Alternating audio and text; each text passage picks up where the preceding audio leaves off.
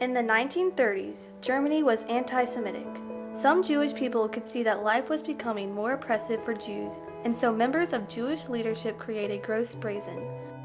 Directed by Dr. Kurt Bondy, a brilliant educator, Gross Brazen was a training farm to help Jewish youth immigrate into countries that desired workers skilled in agricultural science.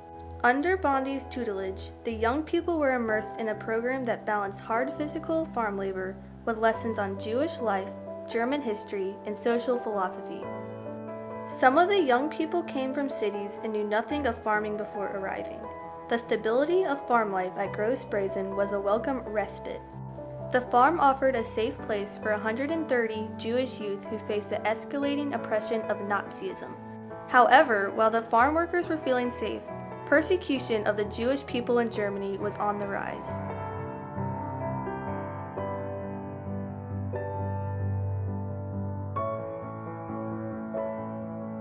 Thalheimer's was a department store that began in Richmond, Virginia in the 1800s.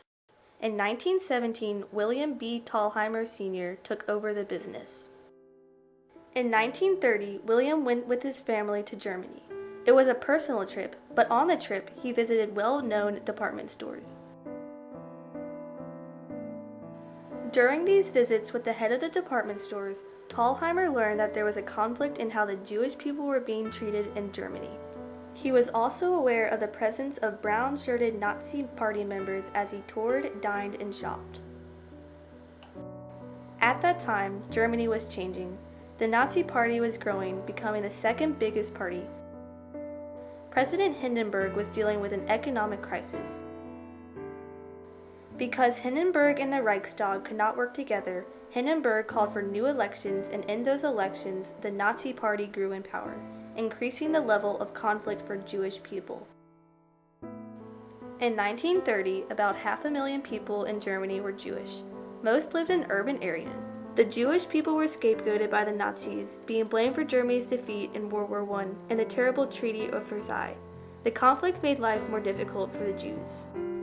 In 1933, conflict went from difficult to dangerous as Adolf Hitler assumed the chancellorship of Germany and instituted a nationwide boycott of Jewish-owned businesses.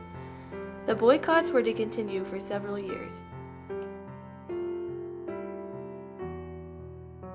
Back in the United States in 1933, William Thalheimer was now a board member of the American Jewish Committee. The AJC was an advocacy group fighting against the infringement of the civil and religious rights of Jews. Dr. Kurt Bondy met with the AJC to convince the group to find a way to enable the students at Gross Brazen to immigrate to the United States.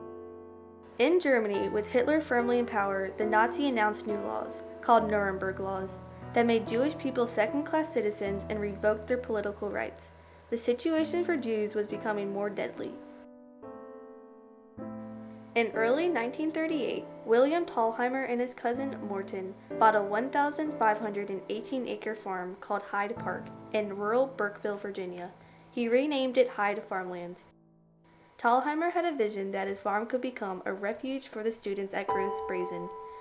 But getting the students to the farm in the United States was a difficult matter, more difficult than he anticipated because of conflict with the laws of immigration in the United States and the prejudice against German Jews. The first student to arrive on the farm was Ernst Lewensberg, who was helped by his family to immigrate. Then, in late 1938, the conflict in Germany escalated with an organized assault upon Jewish homes, businesses, and temples by Nazis. This happened on November 9th and 10th, 1938, and became known as Kristallnacht. About 90 Jews were killed and 30,000 more were arrested and confined in concentration camps. Gross Brazen did not escape the onslaught of Kristallnacht. The Gestapo came to Gross Brazen on November 9th in trucks. Everyone at Gross Brazen was arrested, and men over the age of 19 were taken to the concentration camp Buchenwald. The Gestapo then completely destroyed much of Gross Brazen. The women and young boys who had been left behind were left with the ruins of Gross Brazen. Now the situation was imperative, but the State Department would not compromise. Albert Einstein said, "A policy is now being pursued in the State Department which makes it all but impossible to give refuge in America to many worthy people who are the victims of fascist cruelty in Europe."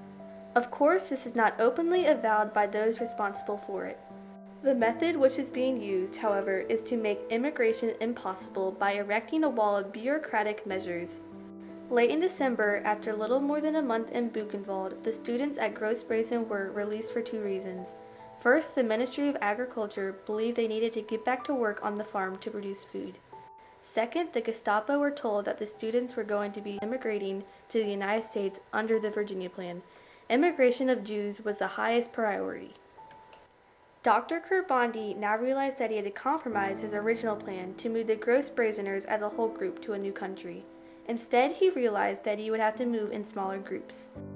In a letter, he said, "People who understand how to live know very well that when they grow up, the experiences of their youth represent an important and essential part of their existence as adults. Though they wouldn't be together as Gross Brazeners, they could take the Gross Brazen experience to their next place." It was a compromise that would save many lives. In the United States, Thalheimer was diligently trying to forge a compromise between the rules of immigration of the State Department and the desperation of the situation of the students.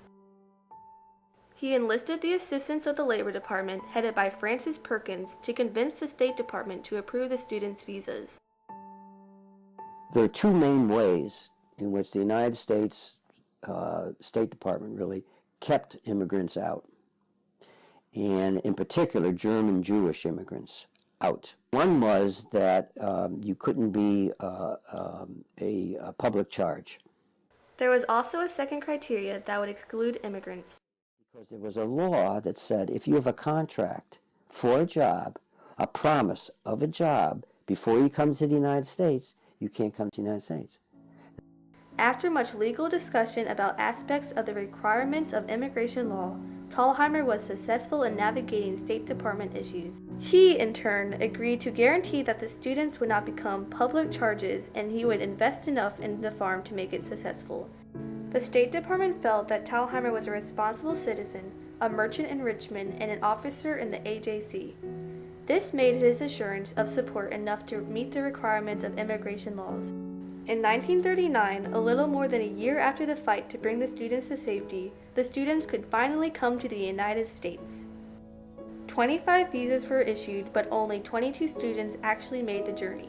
Some came in groups, some came individually. 8 were already at the farm. Their work to convert Hyde farmlands into a modern poultry farm was just beginning. Thalheimer still hoped to bring more youth to the United States and set up a farm similar to Hyde farmlands.